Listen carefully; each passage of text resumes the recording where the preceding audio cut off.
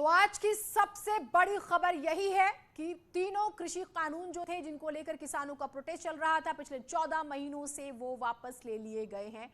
हम इस पर लगातार चर्चा कर रहे हैं। किसानों की अलग अलग प्रतिक्रियाएं आ रही हैं, आप उन्हें सुन रहे हैं। विपक्ष अभी भी इस पर राजनीति करता हुआ नजर आ रहा है। हम चर्चा लगातार इस पर कर रहे हैं। सूर्य मैथिली जी हमारे साथ जुड़े हैं, अनुराग भदौरिया जी हमारे साथ जुड़े हुए हैं, ब्रजेश भाटी किसान नेता, डॉक्टर वीरपाल सिंह जी हमारे साथ जुड़े हुए हैं, सचिन रावत प्रवक्ता कांग्रेस भी हमारे साथ जुड़े हुए हैं। सभी से बातचीत करेंगे। सूर्य मैथिली जी, अब ये सवाल उठ रहा है, आपके सामने पश्चिम बंगाल का एग्जाम्पल है, हाल के बाय इलेक्शंस हैं, महंगाई बहुत बड़ा मुद्दा थी। सिर्फ मैं पश्चिमी यूपी को ही ले लूं मिसाल के तौर पर, तो यहाँ की 110 से ज्यादा सीटें, ये गणित थोड़ा सा बिगड़ता हुआ नजर आ रहा था क्या? ऐसे आरोप लग रहे हैं।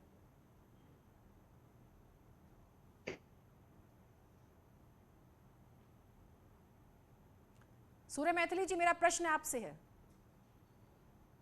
बाई इलेक्शंस के अंदर इलाहाबाद एक सीट है जो कि हरियाणा के अंदर, उस पे इनेलो का प्रत्याशी शायद संपर्क नहीं हो पाया, हम बात करने की कोशिश करेंगे फिर से, लेकिन सवाल उठ रहे हैं, सवाल उठने भी चाहिए लगातार जो हम बात करें। ब्रजेश भाटी किसान नेता, ब्रजेश जी आगे की रणनीति क्या है? हमने राकेश टिकैत को लगातार सुना, पश्चिम बंगाल में वो जाके प्रोटेस्ट करते हैं, लगातार रैलियां करते हैं सरकार के खिलाफ, और अब यहाँ पर भी उन्होंने इसी तरह का बिगुल फूंका हुआ था। आगे की रणनीति क्या रहेगी? आगे की रणनीति हमारा संयुक्त मोर्चा तय करेगा, और मैं आपको पहले ही बता दूं और मैं बता चुका हूं कि भाई कानून जब तक लोकसभा से जहां से बनने हैं वहां से वो खारिज नहीं होंगे, जब तक किसान अपने घर वापस नहीं जाएगा। हमने 800 शहादत इस आंदोलन में किसानों ने दी है, ये शहादत व्यर्थ नहीं जाएंगी। हमारी बहुत सारी जी मांगे हैं जो संयुक्त मोर्चा तय करेगा। कल हमारी बैठक है संयुक्त मोर्चा की, हम सब लोग उसमें सदस्य हैं, वहां पर जाके वार्ता करेंगे, सभी हमारे बड़े नेता आएंगे। मैं आपके पास आते मुख्यमंत्री योगी आदित्यनाथ को सुनते हैं एक बार। आप सबके प्रति मैं अपनी शुभकामनाएं व्यक्त करता हूं। हम लोगों ने 2 वर्ष पहले जगत गुरु के रूप में विख्यात गुरु नानक देव जी के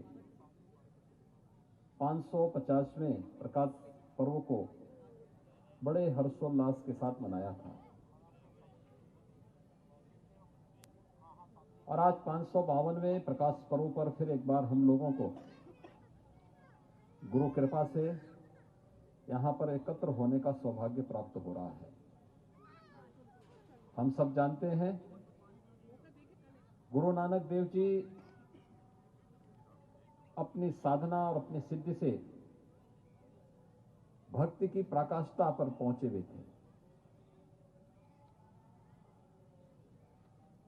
सिख परंपरा के भक्ति से प्रारंभ यह ज्योतिपुंज अंततः गुरु गोविंद सिंह जी महाराज में शक्ति के तेज पुंज के रूप में भारत के उद्धारक के रूप में सदैव स्मरण किए जाते हैं। सिख गुरुओं की परंपरा और अलग अलग कालखंड में सिखों से जुड़े हुए, इस परंपरा से जुड़े हुए, चाहे वह गुरु गोविंद सिंह जी महाराज के साहबजादे रहे हों, चाहे वह सिख राजाओं का इतिहास हो, सिख क्रांतिकारियों का इतिहास हो, इसके बगैर भारत का इतिहास ही अधूरा है। इसलिए यह पर्व केवल और केवल हम सिख समुदाय तक सीमित न रख करके संपूर्ण भारत के पर्व के रूप में इस प्रकार के आयोजनों को हमें मनाना चाहिए।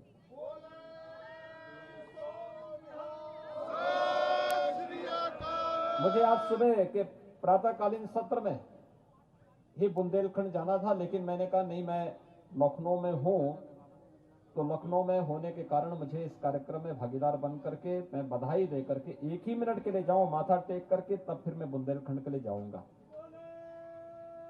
भाइयों बहनों,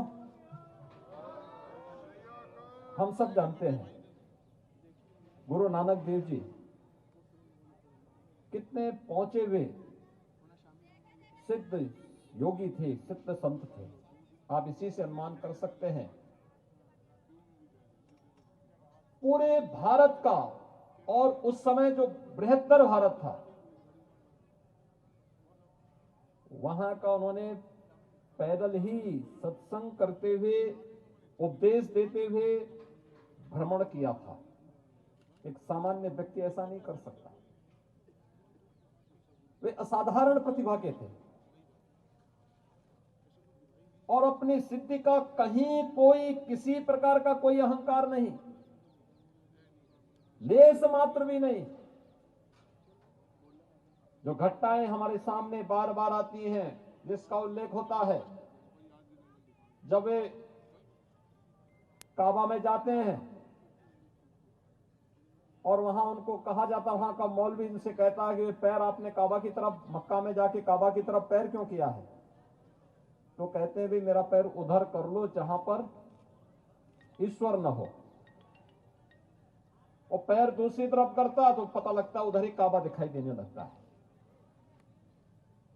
ये कोई सामान्य मनुष्य में इस प्रकार के गुण नहीं होते। दिव्य गुण, दिव्य विभूतियों से परिपूर्ण गुरु नानक देव जी जैसे संती थे, जिन्होंने उस कालखंड में बाबर जैसे आक्रांता को जाबर कहने का साहस किया था और कहा था कि तुम्हारा यह कृत्य धर्म विरोधी है, मानवता विरोधी है। और उसके सामने कहने का साहस अगर किसी ने किया था उस कालखंड में, गुरु नानक देव जी महाराज ने किया था। भाइयों बहनों, हम सबको सिख गुरुओं के इस महान तप, साधना, उनकी सिद्धि और उनके जो चमत्कार थे, इन सब के साथ साथ देश धर्म के लिए किए गए उनके योगदान को हमेशा स्मरण करके हुए सदैव उससे प्रेरणा प्राप्त करनी चाहिए, क्योंकि उनकी प्रेरणा ही हमें आगे बढ़ने के लिए निरंतर प्रेरित करेगी। और आज के इस अवसर पर जब हम लोग 552वें प्रकाश पर्व पर यहां पर एकत्र हैं, कितना सुखद संजोग है। आज प्रातः काल आपने देखा होगा 8 बजे इस देश के यशस्वी प्रधानमंत्री जी ने पूरे देश को संबोधित करते हुए उन 3 कृषि कानूनों को वापस लेने की घोषणा की, जिसको लेकर के कतिपय किसान संगठन विरोध कर रहे थे।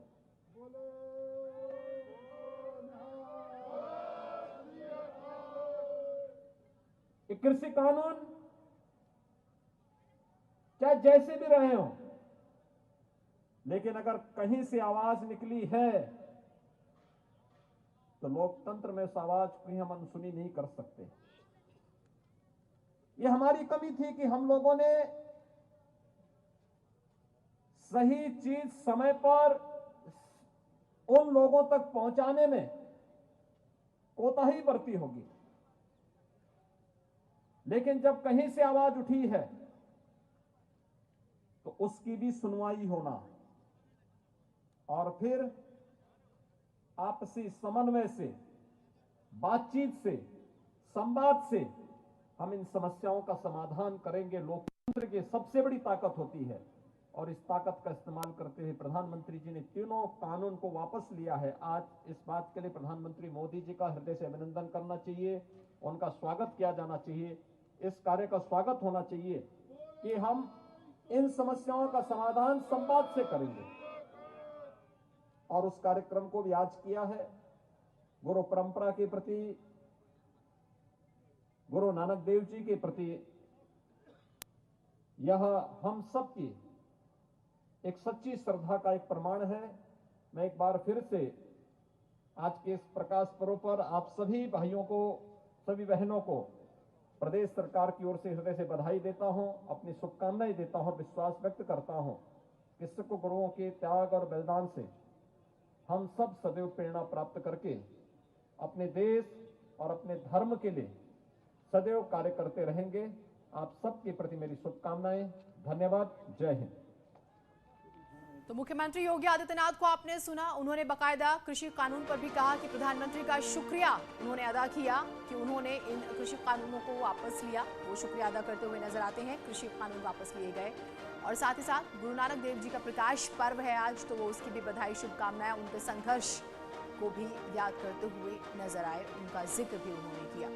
तो पीएम मोदी का बड़ा फैसला, जिसकी आज लगातार चर्चा हो रही है, मास्टर स्ट्रोक कहा जा रहा है इस फैसले को। किसानों की सभी समस्याओं को हल करेंगे, एक कमेटी बनेगी जिसमें खास तौर से किसान नेताओं को जगह दी जाएगी, वो अपनी बात रखेंगे, उनसे सलाह मशवरा होगा। ये बात जो है प्रधानमंत्री ने कही। और कृषि कानून वापस ले गए हैं, आज की सबसे बड़ी खबर है ये, या फिर आप ये कह सकते हैं कि ये इस साल की सबसे बड़ी खबर है। 14 महीने से आंदोलन चल रहा था, पहले पंजाब में शुरू हुआ, वहां 1.5 से 2 महीने रहता है, उसके बाद दिल्ली आता है और फिर सिंघू बॉर्डर, टिकरी बॉर्डर और गाजीपुर बॉर्डर ये केंद्र बन जाते हैं इस आंदोलन के। और फिर हर मौसम यह आंदोलन देखता है, आपने देखा। संयुक्त किसान मोर्चा दावा करता है कि 600 से ज्यादा किसानों की इस आंदोलन के दौरान मौत हुई है इस पूरे कार्यकाल में। आपने देखा किसानों का आरोप, उन्हें तरह तरह से रोकने की कोशिश भी की गई, लेकिन फिर भी वो डटे रहे। उन्होंने अपनी संसद भी लगाई अपनी बात रखने के लिए, 12 मीटिंग्स होती हैं और फिर भी कोई नतीजा नहीं निकलता है। इसके बाद भी बहुत कुछ हुआ। लखीमपुर प्रकरण बहुत चर्चा में रहता है। 3 अक्टूबर को जब आंदोलनकारी किसानों की जान जाती है, जो दुर्घटना घटती है उस दिन, और आज लगातार इस पर हम आपको तस्वीरें दिखा रहे हैं। किसान क्या कह रहे हैं वो हम आपको लगातार बता रहे हैं। ये तस्वीरें बहुत कुछ कहती हैं। प्रधानमंत्री मोदी का ये बड़ा फैसला माना जा रहा है और हर तरफ इसका स्वागत हो रहा है, इस फैसले का, इस फैसले की चर्चा हो रही है। आप कोई प्लेटफॉर्म उठा के देखिए, हर जगह इसी फैसले पर बात हो रही है। प्रकाश पर्व पर माना जा रहा है कि प्रधानमंत्री ने बहुत बड़ा तोहफा दिया है देश प्रदेश की जनता को, खास तौर से किसानों को। तो लोकतंत्र में हम आवाज अनसुनी नहीं कर सकते। हालांकि उन्होंने कहा कि हमारी भावना दिए की रोशनी की तरह पवित्र थी, लेकिन फिर भी हम समझा नहीं पाए कुछ किसानों को, लेकिन हम कोशिश करेंगे। मेरी प्राथमिकता में किसान सर्वोपरि है और उनका ध्यान जो है हमेशा रखा जाएगा।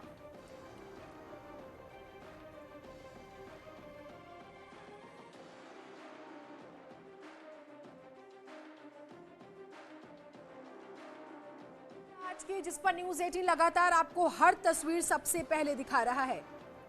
उन्होंने कहा, हम पूरी विनम्रता से किसानों को समझाते रहे, बातचीत भी होती रही। कानून के जिन प्रावधानों पर उन्हें ऐतराज था, उन्हें सरकार बदलने को तैयार हो गई। साथियों, आज गुरु नानक देव जी का पवित्र पर्व है। ये समय किसी को दोष देने का नहीं है। आज मैं पूरे देश को ये बताने आया हूँ कि हमने तो फाइनेंशियल कंपनियों के एजेंट है, कौन बड़ा दिल दिखा रहा भाई? लिया है तो किसानों का संघर्ष का नतीजा है ये। और आज भी हेरा फेरी बहुत हो रही है। एमएसपी पे गारंटी कानून जब तक नहीं बनेगा, आज के रेट में किसानों की फसलें बिकती रहेगी। बिजली अमेंडमेंट बिल है, अगर कोई 2 पशु रखेगा उसको कॉमर्शियल कनेक्शन लेना पड़ेगा। सीड बिल हाउस में रखा हुआ है, अगर आंदोलन ना होता तो सीड बिल लेकर आते। बीज का कानून आ रहा है अभी देश में, अगर बीज का कानून आएगा तो कौन किसान अपने खेत में कौन सा बीज बोएगा ये कंपनियां बताएगी। ये तो उनका अधिकार होने जा रहा है। ये संघर्ष और भी लंबा चलेगा, जारी रहेगा। और सरकार को हमने कहा है कि आप बातचीत का रास्ता खोल लो। जब तक बातचीत नहीं होगी तो किसान वहां से जाएगा नहीं। आज 9 मेंबर कमेटी की मीटिंग है, हम उसमें पूर्ण रूप से संयुक्त मोर्चा तय करेगा कि हम तीनों जो कानून हैं इनको वापसी लेते हैं। जब तक ये पार्लियामेंट में वापसी नहीं होंगे, जब तक किसान वहीं पे ही है। और एमएसपी पे गारंटी कानून, क्योंकि एमएसपी पे गारंटी कानून बन जाएगा तो पूरे देश के किसानों को लाभ होगा। वो एक बड़ा सवाल है। हम यहाँ पे महाराष्ट्र में भी यहाँ पे आए, तो अगर एमएसपी पे कानून हो तो एमएसपी से नीचे पे खरीद नहीं होगी तो ही किसान को लाभ होगा। ये किसान की एक जीत है। अगर 1 साल बाद में सरकार ने सुध ली है, ये उन शहीदों को जाता है जो 750 से ज़्यादा किसान शहीद हुए। ये उनको जाता है, उन आदिवासियों को जाता है, उन मजदूरों को जाता है, उन किसान महिलाओं को जाता है जिन्होंने इस आंदोलन को हिस्सा बना। वो चाहे दिल्ली गया या नहीं गया, अपने वहाँ पर रहा, तो ये उनको ये संघर्ष की जो गाथा है उनको जाती है पूर्ण रूप से। और ये उन्हीं की जीत है। सर ये भी है, इलेक्शन का भी लगता है कि जिस तरह से इनका ग्राफ गिर रहा है मोदी सरकार का, और जिस तरह से इनकी छवि खराब हो रही है, और ये पूर्ण रूप से कंपनियों के दबाव में काम कर रहे हैं, कंपनियों को फायदा पहुंचाने का काम कर रहे हैं। यही हाल आप यहाँ पे लगा लो। यहाँ पे जिस तरह से आपके पालघर में भी पोर्ट बन रहा है, कहाँ से पहाड़ियाँ उठेगी, कहाँ पोर्ट बनेगा, और अडानी को या अंबानी को जाएगा, दूसरे तीसरे को जा नहीं सकता। बुलेट ट्रेन है, यहाँ की इनकी जमीन नहीं जाएगी। आदिवासी जंगल जंगल जमीन पे तो अधिकार उनका रहना चाहिए जो वहाँ के निवासी है। सर लगता है आपको कि जीत है। सर मोदी जी ने आज डिक्लेरेशन किया है तो आपका आंदोलन डिक्लेरेशन के बाद स्थगित होगा या नहीं होगा स्थगित, हमारा आंदोलन अभी चलता रहेगा जब तक ये पार्लियामेंट में वापसी नहीं होता, जब तक पूर्ण रूप से एमएसपी पे गारंटी पे क्या कहते हैं, जब तक भारत सरकार से बातचीत नहीं होगी कि हम तीनों जो कानून हैं इनको वापसी लेते हैं, जब तक ये पार्लियामेंट में वापसी नहीं होंगे, जब तक किसान वहीं पे ही है। और एमएसपी पे गारंटी कानून, क्योंकि एमएसपी पे गारंटी कानून बन जाएगा तो पूरे देश के किसानों को लाभ होगा, वो एक बड़ा सवाल है। हम यहाँ पे महाराष्ट्र में भी यहाँ पे आए तो अगर एमएसपी पे कानून हो तो एमएसपी से नीचे पे खरीद नहीं होगी तो ही किसान को लाभ होगा। ये किसान की एक जीत है। अगर 1 साल बाद में सरकार ने सुध ली है, ये उन शहीदों को जाता है जो 750 से ज़्यादा किसान शहीद हुए, ये उनको जाता है, उन आदिवासियों को जाता है, उन मजदूरों को जाता है, उन किसान महिलाओं जिन्होंने आंदोलन। राकेश टिकैत को आप सुन रहे थे, किसान नेता। एक दौर ऐसा भी आया था जब लगा कि ये किसान आंदोलन खत्म हो जाएगा, लेकिन उसी शाम राकेश टिकैत रोते हैं और राकेश टिकैत के आंसू एक बार फिर से किसानों को इकट्ठा कर देते हैं। डिक्लेरेशन के बाद स्थगित होगा या नहीं होगा स्थगित, हमारा आंदोलन अभी चलता रहेगा जब तक ये पार्लियामेंट में वापसी नहीं होता, जब तक पूर्ण रूप से एमएसपी पे गारंटी पे क्या कहते हैं, जब तक भारत सरकार से बातचीत नहीं होगी। नहीं, कोई बड़ा दिल नहीं, नहीं तो फाइनेंशियल कंपनियों के एजेंट है, कौन बड़ा दिल दिखा रहा भाई।